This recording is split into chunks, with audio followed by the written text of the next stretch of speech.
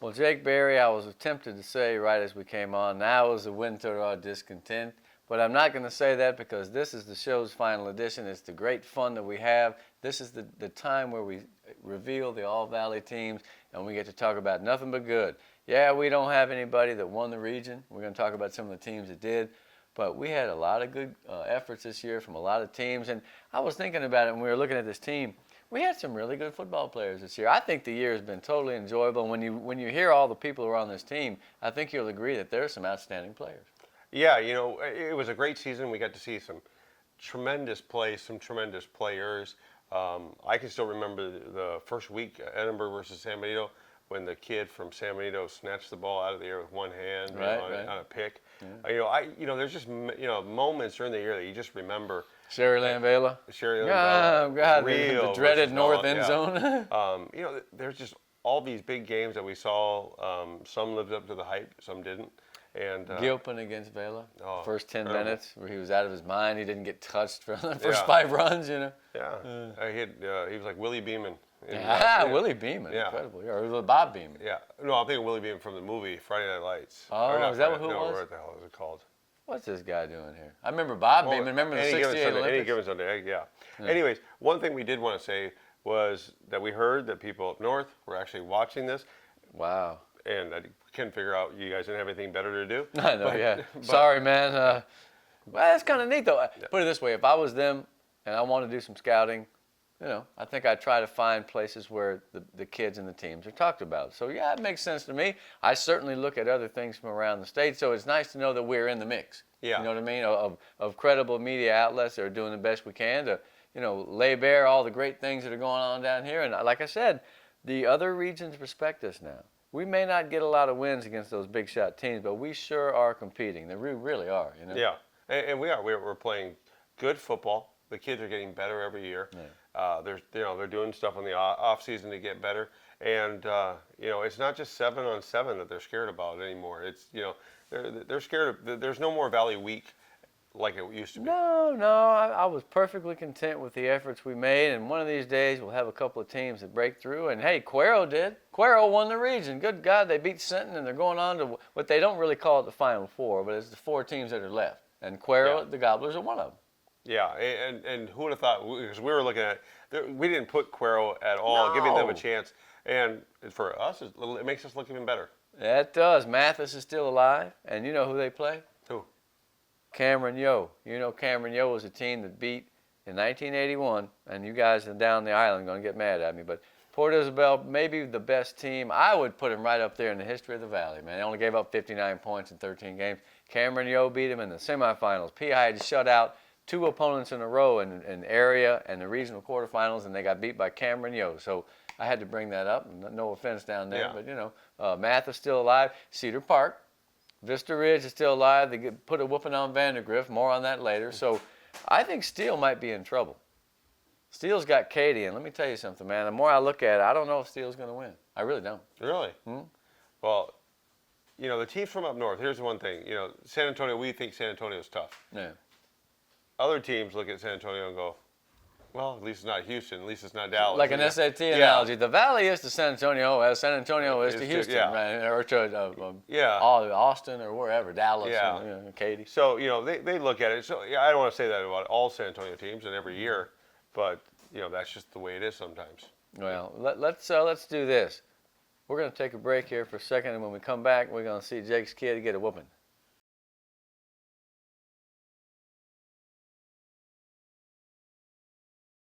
All kinds of things happen here. I mean, we've done this show in a ton of different places, and there's always some kind of weird thing happening. One of his many children just ran on the set, and we had to take a break. But you know what? One of these days you're going to see him. He's going to be a pretty good linebacker, I think. Yeah, Jacob and one of the, I remember when we were on TV, we had these robot cameras. Yeah, oh yeah. Yeah, they would just phantomly move across the screen. What up, we never knew which camera to look at, but it is what it is. As Coach Manny Gomez would say. Indeed. 7, 8, 9, 10, 11, 12, 13, 14, 15. That's 9 years.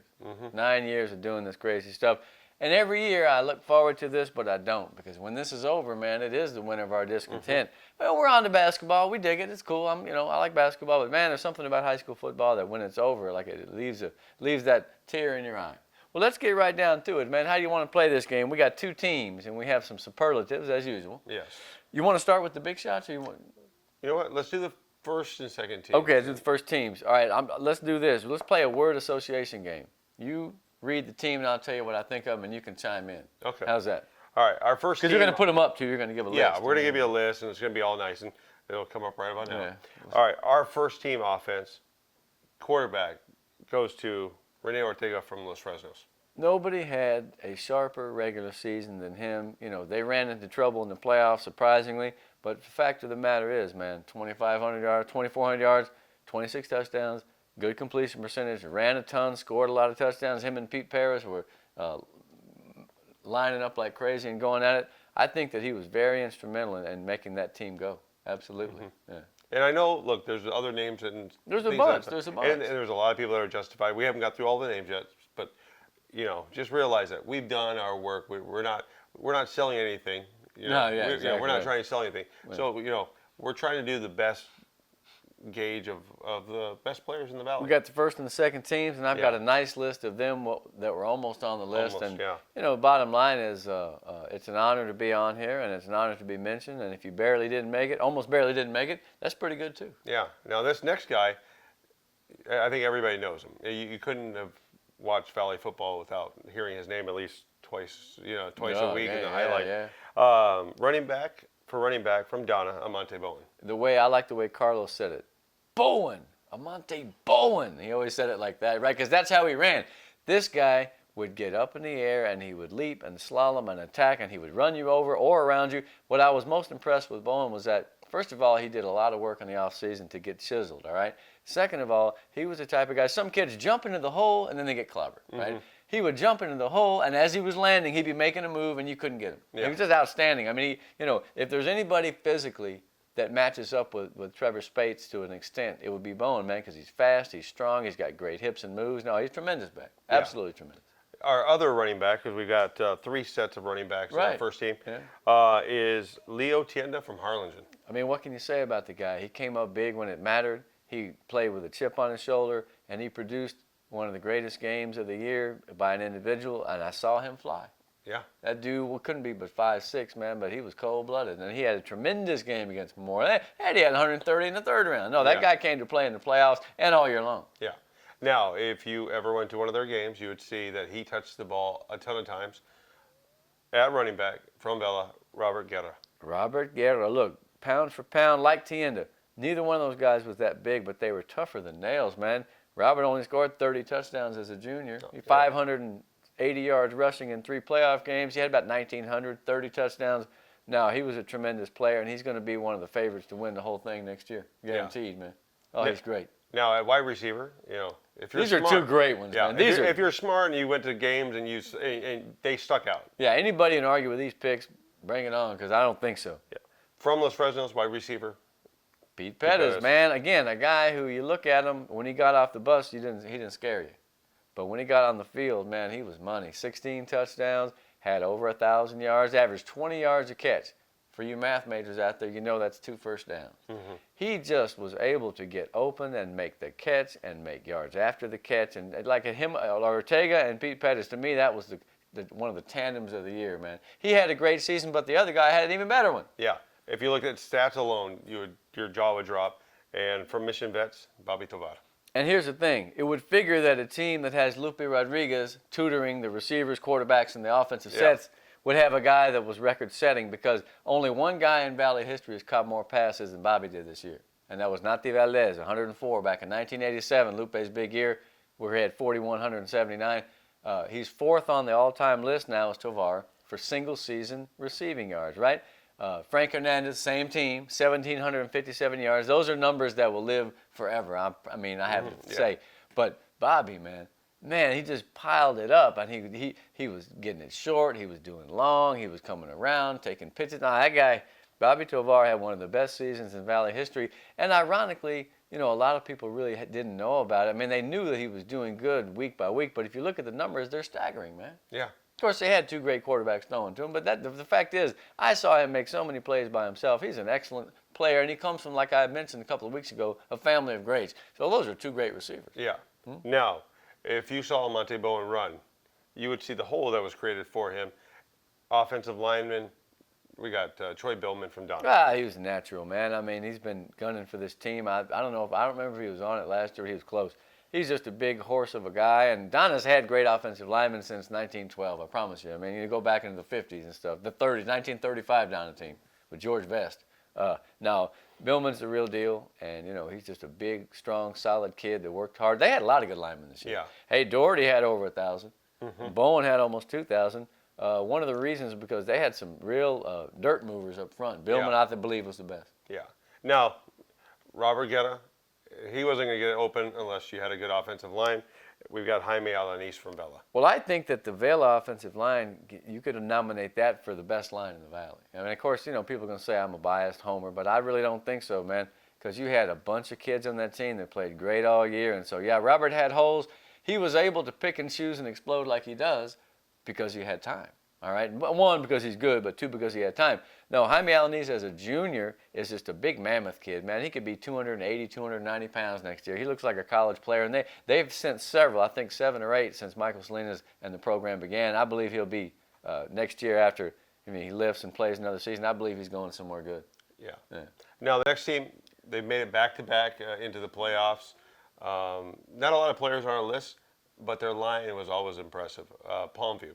Offensive lineman, Arturo Gutierrez. Now, they had a bunch of kids. They had 3 or 4 guys that were really commensurate in talent, but he seemed to charge ahead at the end. He made all the all-district teams.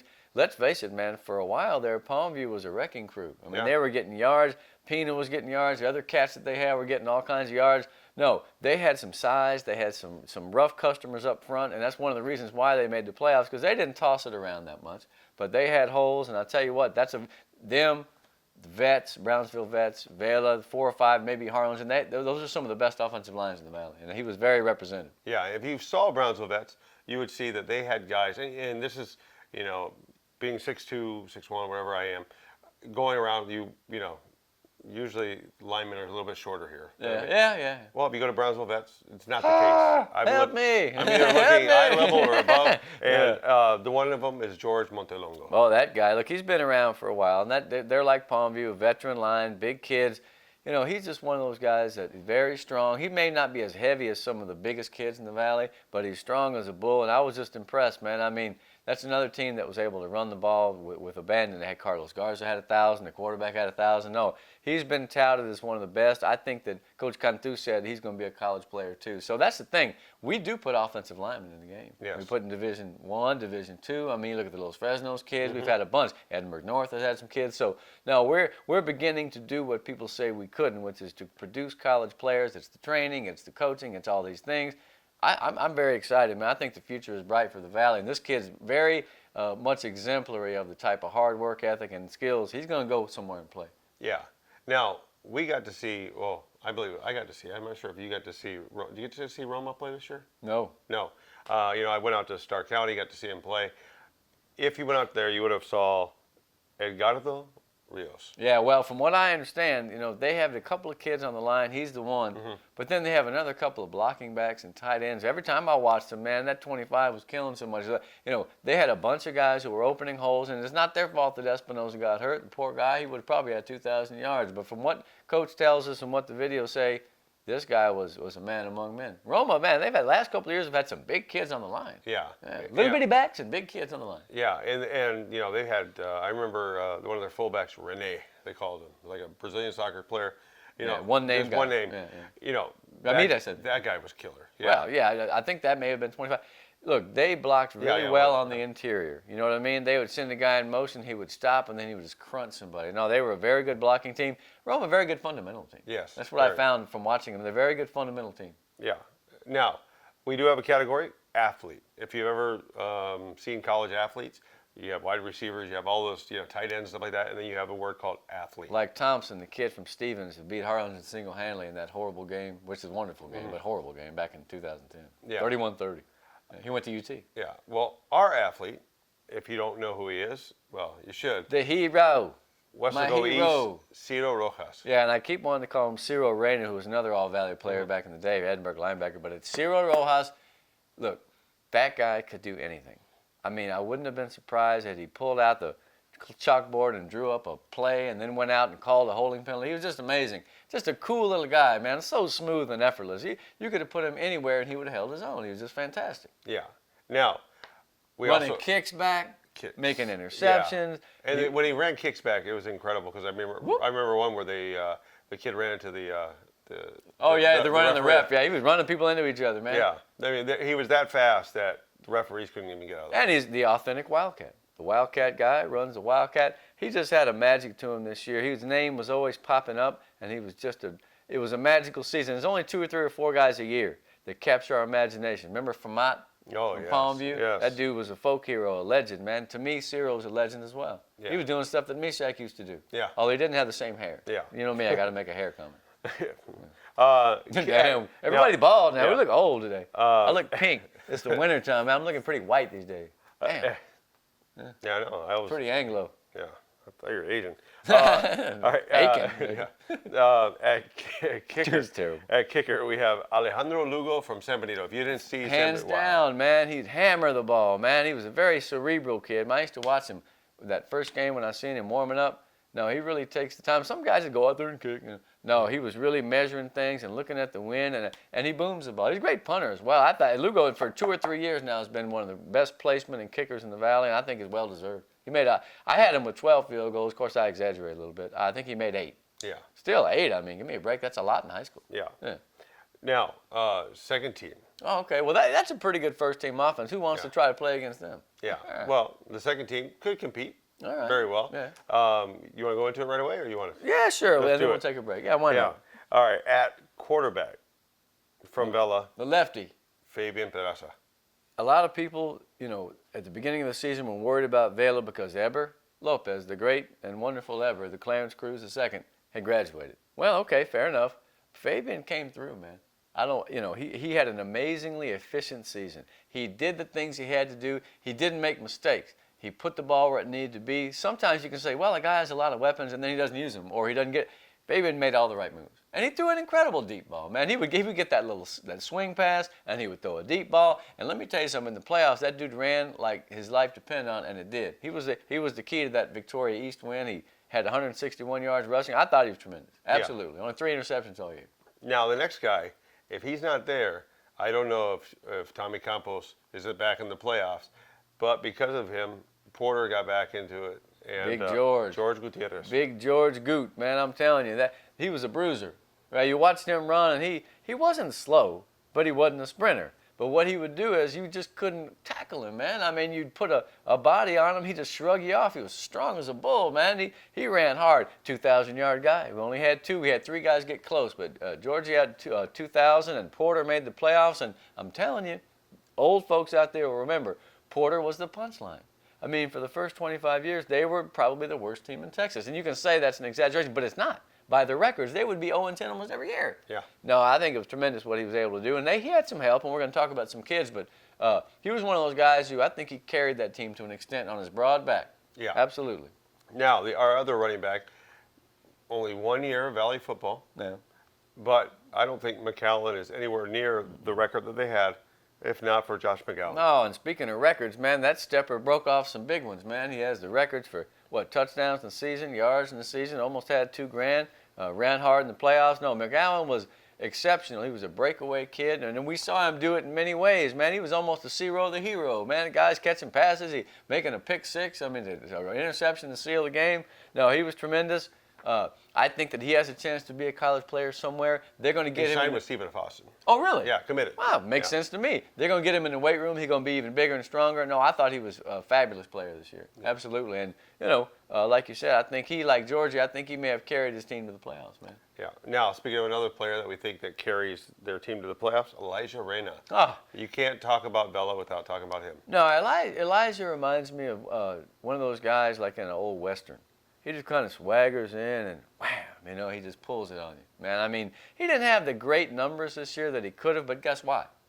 Because they got like 29 other incredible players, man. It was one of the most talented teams in the Valley in many years. Elijah made the big plays. That 4th down catch against East, a fake field goal in the 3rd round. I think it was him or Luna. In other words, you could always count on that guy to do something. A great returner, on punt returns especially. No, he was fabulous. He didn't have 1,000. He had like 8 something receiving, 15 a game, 15 a catch. But he just made big plays. And I've said it before, and I may be wrong, but out of all the guys in that team, I consider him to be the most valuable because he was one of those guys. Remember Matt Ramirez from Edinburgh North a couple of years ago? He would just go out before the game and be like, "We got this, man," and everybody believed him, right? He would look at the other team and go, "Whatever." Elijah was kind of like that. He was cocky, man. He didn't care. Yeah. And I knew that he was going to do something well in the game. I just knew it. Yeah. Absolutely. So stat-wise, maybe yes or no, but attitude-wise and what he meant to the team, absolutely. Yeah. Now, this receiver might get to, people might argue about this one. He did have some drop balls. But when I know. But DJ. But you know what? He he's didn't on. drop that many this year at all. And, that's the thing. Look, anyone who averages 37 yards per catch, that's impossible. That means a third of the field or more on every catch. 2/3 of it, or more than half his catches were for touchdowns. I don't feel like he had very many blips at all this year. I think DJ came of age, and ask Harlingen what they think of him. Yeah. And I'm trying to be ugly, but come on, Yeah. he torched him. You Yeah. know? And it's very hard. I mean, when you see him, you think just because he's tall, he's Right. athletic, Right. he runs past everybody, and Yeah. if he does have a drop, you're like, oh. Well, whenever he had a drop, I'd be like, well, the dude's a basketball player. Yeah. He's getting used to the shape of the ball, man. No, Yeah. he had a tremendous season. 37 yards per catch. That is ridiculous. Yeah. Now, if you saw San Benito and McAllen Memorial play at the beginning of the season, yeah, it was like a Tecmo Bowl game. Nice. All right, you would have Was saw that a video game? Yeah, I got from it. back in a long time. Oh, really? Yeah, 80s. I think. ColecoVision, I remember that one. San Benito had one of the best wide receivers. The in backyard valley. brawl, man. Yeah. Him, Gaitan, and Armando Medrano, who, by the way, great numbers, 954 yards, 14 touchdowns, but the big plays. He was the killer, man. Every time they made a big win at the end, he was there for the Harlingen game, man. I mean, that's the guy who made it happen, among others. And here's the thing.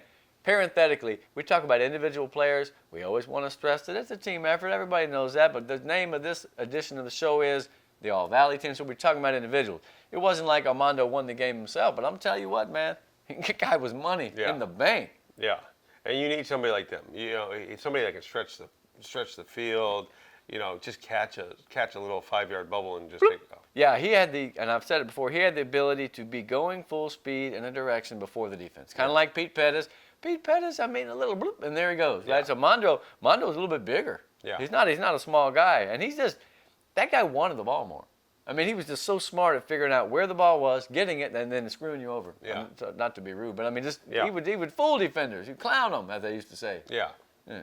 Now, Sherryland played a really tough game against Vela earlier in the year, and I don't think you would have opened up all those holes that they did without this offensive lineman, and that's Brandon Molina. Well, they've had great linemen going back 10 or 15 years, man. They just seem to get good kids, put them in the weight room, and teach them how to block. He was just another one of a long line of guys. Cervantes was one a couple of years back. Here's the thing. They switched quarterbacks, and they had this and that, and they never had that feature back. They haven't for a while. It's okay. But they got yards, and they got holes, and this guy and a couple other kids were instrumental. I think he was 73. No, Sherryland had that game against Vela will go down as one of the craziest things I've ever seen in my life. I still can't believe that it came down. I just still have the vision of Seth Carter running wild. I mean, if anybody had the best game of the year, I know the kid had 7 touchdowns. We're going to talk about him. But, man, Seth Carter was ridiculous in that game. And he had some gaping holes to run through, and this cat was one of the reasons. Yeah, and for this next offensive lineman at Westlake Van East, Deerdorf? we didn't think that Westlake East was going to have a very strong line. They were all pretty much new, Inexperienced, across the board. not as big as they used to be, Yeah. remember? Yeah, and they weren't near as big as they were. Jonathan Banda. Jonathan Banda was the main guy that paved the way for Emilio Tamez to have over 1,500 yards. And so, we maybe didn't talk as much about that East offense because we focused on Cito on D or, J.C. Vargas and those guys. And, they had Duran, a bunch of new guys on defense that were tough, man. But no, this guy was a great offensive lineman in the mold of the old East Cats, but maybe not quite so big and strong. Hey, man, it's like Burgett said, I think it was the smallest line. But you know what? They did plenty of good things, and that team won a playoff game and, could have won another. Yeah. Yeah. Well, for a running back to get almost 2,000 yards, you got to have a good line. Yeah. Well, Porter had a great offensive lineman. 72, right? Kevin Garcia. No, big, strong kid. You look at Porter's team, man, they had 5 or 6 kids they could stack up with anybody. Now, I know the people will say, well, they got to district and they lost to all the good teams. Yeah, that's fine, they did. But you know what? They broke through to the playoffs, and they had some physical, strong kids, man. I always liked Payan on defense, but this guy Garcia on offense, man, I mean, here's the thing. He would go after people. I'm watching their videos. He would go after people and just hammer them into the ground, man. He was very aggressive. I love a lineman like that. As long as you don't get flagged for it, then it's all good, man. Yeah. And I'm not saying he was being dirty. Off his block. Absolutely. He's just being comprehensive. Ref, get off us, man. Yeah. No, I love that kid. Yeah, He's wait awesome. for the whistle. Now, Los Fresnos had Waters. Yeah, well, and they've had a couple of them. Yeah. That's a family down there. They had, you looked at their offensive line early in the season, and Clint Finley told me, he's like, no, because I thought they were big, because some of the cats that were coming up that are new for next year are big. But the veteran guys, there wasn't but 1 or 2 guys that are over 6 foot. You know, it's a 240, 230, but they just work well as a unit. And this guy, from what I understand, I watched him and then I talked about him. You know, he was the mesh in that unit. You know, whatever they need to do, those guys were smart as whips, and he was the best of them. And so sometimes you don't have to have the gigantic offensive line that mashes people or the big nimble guys that pop you and step back and pass block. You know, sometimes if you just do what you're supposed to do, if you get to the point of attack, you don't have to steamroll a guy. A block can be a block. A shield block is just as well as any other block. Yeah. And I thought that from what I heard from Coach and listening to other people, Waters was very good. Yeah. So. Now, this player for his team was one of the smartest linemen that they had. They've had. Dan Deerdorf again. No. Yeah. Weslaco had Zabala. Well, you know, Coach Josh. Tony, you know, was blessed with some great linemen. Roy Cantu was very good. You know, but this guy, you know, he's been around the game for, I don't know, 30 some odd years, and he told us that this cat Josh is one of the best that he's had. And so, you know, who am I to look askance at such advice from one of the legendary coaches of the state? And I remember seeing the kid play, and, you know, man, the thing in that offense is that you can really get some big hits on people if you come from without them knowing it. You know what I mean? You pull a little bit here, you trap here, and wham, you can really nail people. Yeah. And he did, and so did Roy, and so did that whole group. They always have a good tight end. Now, Weslaco is always a very sound blocking team, and they put physical big kids in that scheme, and it's no wonder they've been in the playoffs 9 out of 10 years. Yeah. Now, second team, we're going to talk about the athlete. Okay. Okay. I don't know if there's a better athlete, especially a very young athlete, than this next guy from Brownsville St. Joe. Cha-ching, Mr. Money, Kai Money. He could have been the second quarterback. He could have been this. He could have been that. He got 2 more years to play. If you look at his numbers and the fact that he led that team to its best season in a decade, it's a no-brainer, man. Threw for 1,600, rushed for 1,400. You know, I can't remember the touchdowns. I think he had 23 touchdowns rushing and 26 passing. Didn't make any mistakes. And I've heard some people that behind our backs will say, well, look where they play. I'm like, well, you know what? It's football. And that guy's great. And if he played at a 5A school, he'd be killing people too. I guarantee you, man. Yeah. Absolutely. He's gotten a little bit bigger. I'm looking to see whether he gets a little bit more man growth from between now and next season. Because sometimes kids come back junior year and, whew, you know what I mean? Yeah. Remember Saul? Martinez? Yeah, Sal from EHS was Yeah. a little skinny rascal with ability. And he got in the weight room and he came back and all of a sudden he was looking like, you know, he had some. Adonis. He was Adonis. Yeah. He was Adonis-like. Yeah. Yeah. So it'll happen because I know that him and his dad, Philip Money, they work hard and he trains. And so congratulations to St. Joe. Anybody who wants to argue about Kai Money on this team, gosh, man, I don't know how you can do that. He's awesome. You're on crack. Yeah. All right. Well, All right. Now we have returner wide receiver in this group. If you went to La Feria, we got to see some highlights of La Feria this year. You know, I mean, they had their best season in I don't know how long. yeah, it's been 10 years. They won 8 games and played China Grove tough. China Spring. I keep saying China Grove. I'm stuck on the Doobie Brothers. Yeah. No comments, please. Brandon Pettis. Brandon Pettis, look, they had a guy, old Gilbert, about 5 or 6 years ago. Remember that kid? He was an unbelievable player. Well, now they have this guy, Brandon Pettis, and I told you about him when I went out to the ball game. You know, I checked in on him late in the season. In those games they won against Zapata and Kingsville, that guy ruled the roost in the fourth quarter with punt returns, with big catches, even with downfield blocking. No, they had tremendous athletes on the team. This guy was super fast. I mean, really, really fast and had amazing hands.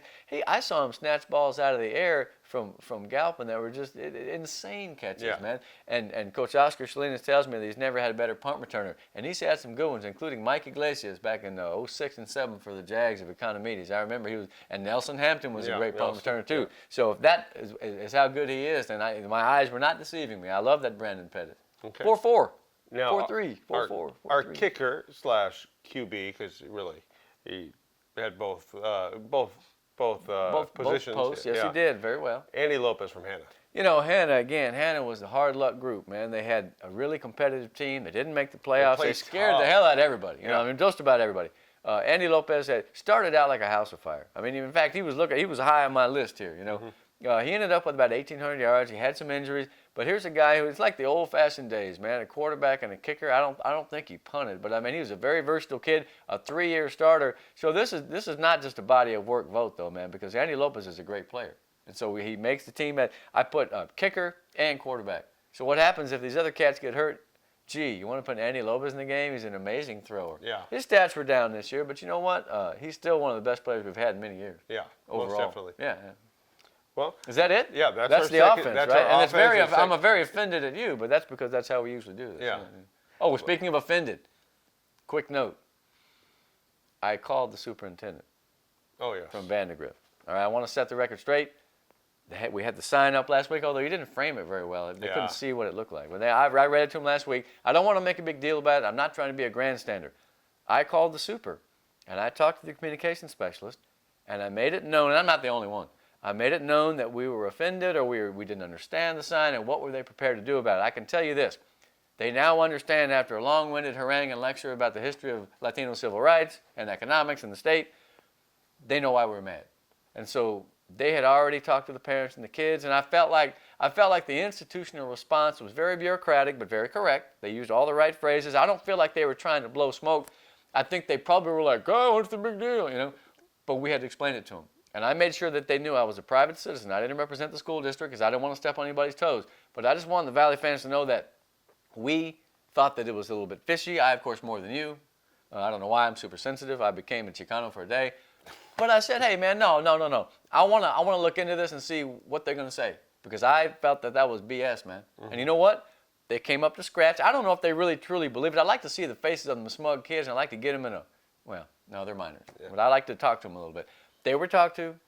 Disciplinary measures were meted out, apparently, and so I'm satisfied that we had our say, because that's not the kind of thing that people should let stand in a stadium. And like I said, if I had been at the game, I would have done something. Anyway, I'm not trying to make this a me moment, but I just wanted people to know that sometimes you can get your pound of flesh in a very pragmatic way, a very professional way, because I didn't talk about these people. I didn't, get all beady eye with them. I said, hey, man, what's the policy? What's the administrative stance? What has been done? And we feel like we have a grievance here, or just a kind of a disagreement. And, they did the right things, and so we'll let that be that. They did lose, so, how do you like that? And I made a poster for them that actually says, Vandergrift Youth Shop at the Galleria for Black Friday. Yeah, because you're out of the playoffs. No. Anyway, some people kept saying I was making too big a deal about it. I didn't feel that was the case. The athletic director of the city, I called Roy Goddardson, and I told him, look, I wasn't trying to step on anybody's toes. I just felt like, as a private citizen who sticks up for the kids, that was kind of like, wait a minute, this is 1950 or what? We're not going to stand for that stuff. They can't push us around like they tried to do in the past, and you know what? Good for them. They know they're not going to get nothing out of us. Yeah. What do you think of that? Word. I'm excited. Yeah, no, I'm still fired up. All right, well, let's take a break. Let's take a break and pour some cold water over me so I can wake up.